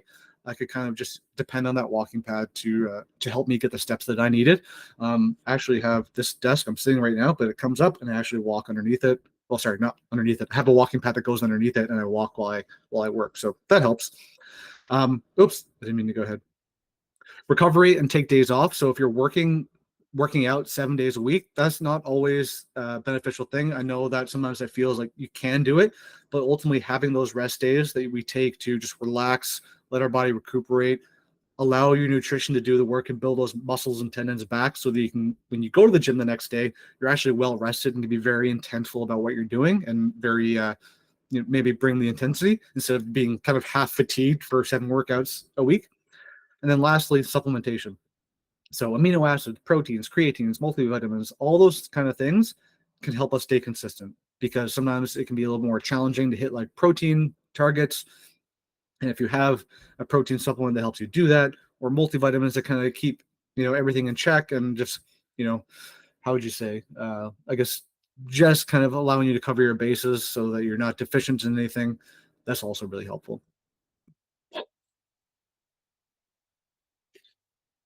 So last breakout of the day, we're almost done. I want you guys to think about 3 habits that you can start doing today or tonight that will indirectly or possibly directly help your nutrition. So I want 3 examples. As a little hint, I want you to think about NEAT, so non-exercise activity thermogenesis, things like parking further away from the grocery store, parking further away from your office, things like that. Sleep, better sleep practices in some ways.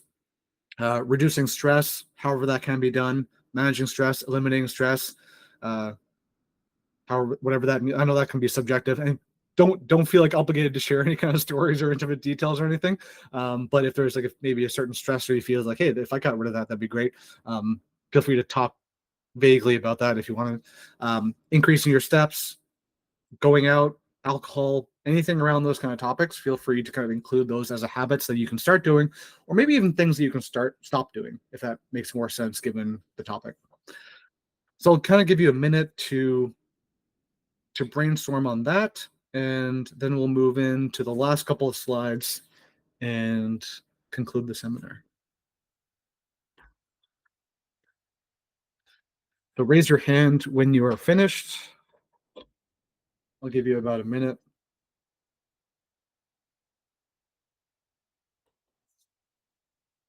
Hey, Robin, it's good to go.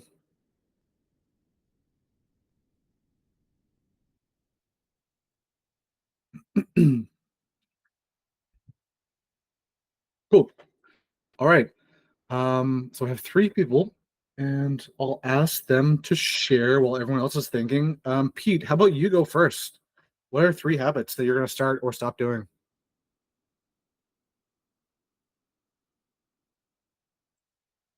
I can't hear you. I Oh, think I'm there there we go. now. 3 habits that I'm going to start with my nutrition are neat. I don't know if I'm going to start. Mine are cleaning up weights of the gym and chasing children around. I feel like that's pretty energy burning. And then manage stress, just how to manage my work week better between classes, one-on-one, and my own personal training. And also start counting macros and start putting maybe some discipline towards what I'm not so much what I'm eating, but how much I'm eating and putting them in the right place every day. Perfect. That's awesome. Those are great examples. Although maybe a little bit concerned with the first one. Does that mean that you're not chasing your kids currently and just letting them do it? No, he's watching Paw Patrol right now, and the rest of them are out in the woods. Oh, that's awesome. Cool. No, those are super good. Especially like the stress part. It's kind of one of those things that when we get caught off guard, that's kind of when our nutrition tends to slip. And when things like, oh, I forgot about an appointment, or something pops up and I had to kind of do whatever, so I got to eat on the run. Anytime that we can better plan our week, either nutrition related or not, that's gonna be a huge benefit. Cool. Elizabeth, would you care to share your 3 habits? Yeah, of course. So my first one's like eating lunch at the same time every day. Mm-hmm. So I often find like I'll keep working. Like when I'm at work, I'll just work and work and work. And then I'm like, oh, it's 3 o'clock and I'm starving. So definitely pick a time to eat lunch and take that time to go and eat my lunch. Getting better sleep. Yeah, a doom scroller for sure. So although I have recently I got a Lumi alarm clock. So it does like the sunrise and the sunset. And I've been doing like the little sunset, and I've got a phone charger that you actually stand your phone on, so you can't be on your phone while you're charging it. And then when the sunset is like going down, I'll just read my book. And that's like the past few days really like so much easier to wake up in the mornings. Mm-hmm. And obviously with that, getting up in the morning, actually having time to eat my breakfast. Yep. So I'm a big fan of scrambled eggs in the morning. But then I find some days I definitely was getting into the habit of just getting up and just going to work, and then I'd be at work and I might just like grab a protein bar or like a Baby Bell, and I'm like, this is so bad. And then increasing my steps, definitely need to increase my NEAT. Again, like sometimes at work, especially when the office is warm and like I'm just sat there and I'm like, I really should move right now. Like I need to stretch my legs, but I literally I make the decision to sit there and continue to just sit there and do nothing. So definitely increasing my steps as well, especially during winter. Yeah, that's awesome. Well, I appreciate the honesty in that, of like the active choice of like, I'm gonna sit here in the heat and just enjoy this. Yeah, it can be so hard, and it seems like with that whole sleep thing you got going on, that's like an ultimate hack. That's super high level. That's awesome stuff. Especially preventing the doom scrolling because you have to put your phone over there. Maybe that's something that I should invest in, but it's made such a big difference. And I think with the sunrise and sunset for everyone, like it kind of tricks your circadian rhythm, especially like I'm in England and it's dark at the minute. Like it is dark in the morning, it's dark in the evening. So it's like as soon as my alarm goes off at 7, it's dark outside. So I'm not even getting woken up by natural light. Whereas with the sunrise, it's like, oh, my circadian rhythm's like, oh, it's morning. So then I'm like waking naturally, which is nice. That's so good. Question though, I'd be curious as to your thoughts here. Do you find that reading a book helps you sleep? Oh, it depends. So if I read like a chapter and then put it down and I'm not really grasped, it kind of helps me sleep because I'm not a massive bookworm, but I do like a good book. But then if a book grabs me, then I'll stay awake and read it. But I Yep. find it helps me unwind, to switch off from the day because I get like lost in the story. Mm-hmm. No, that's I'm really glad that you said that, because it's funny actually. I feel like generally we kind of say that reading a book to wind down is the best thing you could do, right? Keeps you away from electronics, allows you to kind of be, I guess, analog in a very digital world kind of thing. But I strictly remember a client of mine that I told, you're a bookworm, read before you go to bed. And it turned out that this client really liked reading horror and like thrillers. And it actually ended up having the opposite effect. And she would have anxiety going to sleep. And I was just like, it's one of those instances where you really have to be careful who you're giving advice to, because sometimes it could actually be the wrong advice. I was like, how about reading some like I don't know, a children's book or something like that, or how about reading your textbook from high school? I didn't actually give that advice, but it was just funny that sometimes you think that, hey, reading will be good for me to help me wind down, and then it's like, oh, actually, now I'm scared of the dark. I don't know. I've actually done that myself. Like, yeah, I feel you. That's awesome. Well, thank you for sharing. Robin, I'd be curious if you don't mind sharing. I'd love to hear what you have in mind. Sure. Okay. The 3 that I wrote down were trying to park further away from wherever I'm going, whether it be work, a store, wherever. Just trying to get more steps in that way. So then again to that, it's the 10,000 steps. I actually just set up my sit stand desk at work last week. So maybe one of those walking pads that you talked about. Mm-hmm. And for me, it's the sleep. I'm really good at getting up early through the week to hit the gym and get there. But on the weekends, I'm not getting out of bed till like 8 or 8:30 compared to the 5:30 through the week. So I'm trying to get back into that more routine sleep. Yep. That's awesome. It's funny that if you get into the habit of parking really far away from the store, if you have anyone else in the car with you, they're going to think you're absolutely insane. Because they'll be like, there's a parking spot. Where are you going? You just drove by 10 parking spots and you're like, we're going to the back. Yeah, I'm gonna park back here. Yeah. Yeah, my wife hates me. She's like, where are we going? I'm like, shut up. We're going to the back. We're getting our need in. She's like, I hate you. No, it's all love, but it is funny to other people sometimes. That's awesome. So the sleep consistency, absolutely. I think possibly, usually whenever I go towards sleeping on the weekends, I always kind of think of it as a sign of maybe that means I'm undersleeping during the week, that I feel like I need to make it up. So it's kind of like a double-edged sword, because technically making up your sleep is probably a benefit to do because you don't want to continue being sleep deprived throughout the week. You obviously need to make it up somehow, but I think it might be indicative of maybe we need to find ways to get better or longer sleep throughout the week, which I know can be challenging, but keep that in mind, that it might not necessarily be a bad thing that you're sleeping in on the weekends. Right. Okay. As long as you're not like in this, if you're in bed doom scrolling, then that's no doom scrolling. No TikTok in bed till 10 a.m. Right.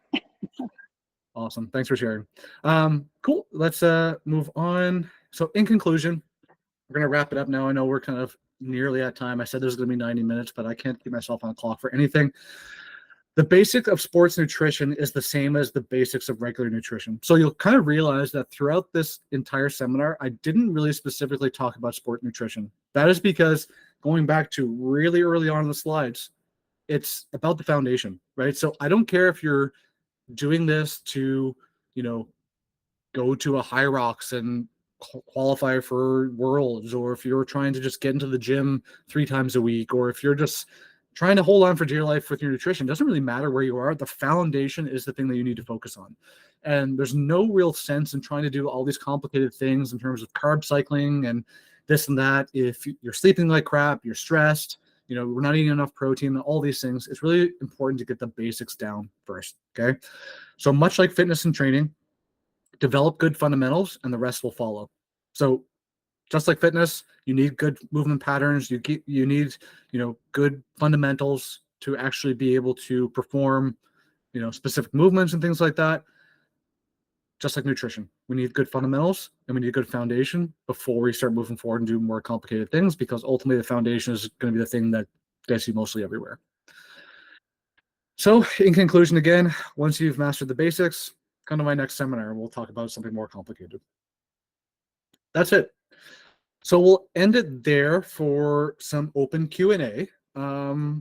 So if you have any questions, feel free to raise your hand and ask them, or type them in chat. I'll just go one by one. Or if you have no questions, I can let you go. One of the two. I'll give you some time to think about it. So, okay, I was about to ask John, but he just left. John asked early on in the seminar about quick and easy, making nutrition quick and easy, finding time to meal plan. So maybe I'll leave that question. If any, does anyone have any questions before I kind of deal with that one? I can't tell if Robin or Pete have their hands up because they've always been up. They've never gone down for me. So.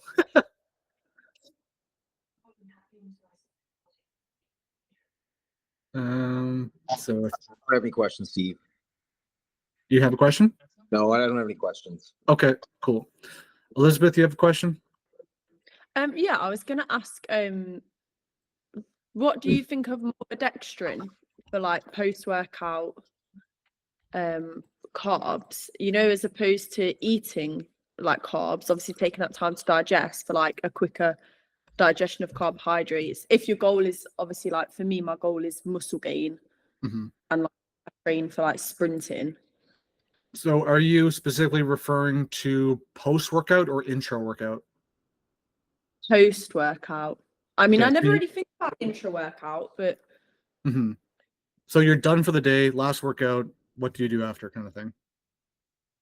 yeah, so I'll Okay. normally just go like have a protein shake and then come home and then like literally make 100 grams of oats. That's a and lot of eat oats. that. Nice. Okay. As it pertains to maltodextrin, I personally don't look at that granular level of a detail. I think my general kind of thoughts around eating, well, I guess you would say like real food versus like liquids or anything like that. I always like to just go for real food where possible, but don't necessarily shy away from liquid carbs or anything like that if they're there. I will always kind of lean on liquid carbs, especially in the instance of like intra workout. So if I have like workout 1 and workout 2 and there's like a little gap in between, so like let's say you did a workout but then you had to go home and then you wanted to go for a run, like that might not be a good, that would be actually a pretty good opportunity to see if you can handle liquid carbs to get something that's not going to cause any GI issues. But generally, if you're done your workout, you're like, hey, I just finished my workout, I'm not doing anything else, we're done, then I would consider physical food, real food, whole food where possible. But I mean, at the end of the day, it's probably one of those things like, how much benefit would there be to changing that up? I'm not sure. I'm not sure it'd be something that absolutely needs to, yeah, it might be kind of like you might be stepping over dollars to pick up pennies, if that makes sense. Yeah. So maybe if like, hey, if everything else is perfect, maybe we could consider changing that. But I have a hunch that you're probably okay. No, I just always wondered about it because I like see people have it and I just thought, I don't know, I quite like my 100 grams of oats, to be fair. But Yeah, I mean, that sounds pretty good as well. Probably fine. Maybe I'll kind of think about it and possibly get back to you later. Yeah. Maybe I'll give it some more thought. Thanks. Yeah, thanks for the question. Any questions for anybody else? That was a perfectly good seminar that absolutely left you with no questions and just answered all your nutritional knowledge questions. That's what I like to hear. Thank you so much. You're welcome. Thanks, Steve. Absolutely. No problem. So we have 5 minutes left. If that's it, you're free to go. Don't forget, I will get you guys a copy of this recording. I'll get you a copy of this presentation. I'll get you a copy of the worksheets that we use for the breakouts. And if you have any questions, feel free to reach out to me on Facebook, on Instagram, whatever, wherever you can find me. And we can chat. That's it. Thanks for coming. Thank you. All right. See you, everybody. Thank you.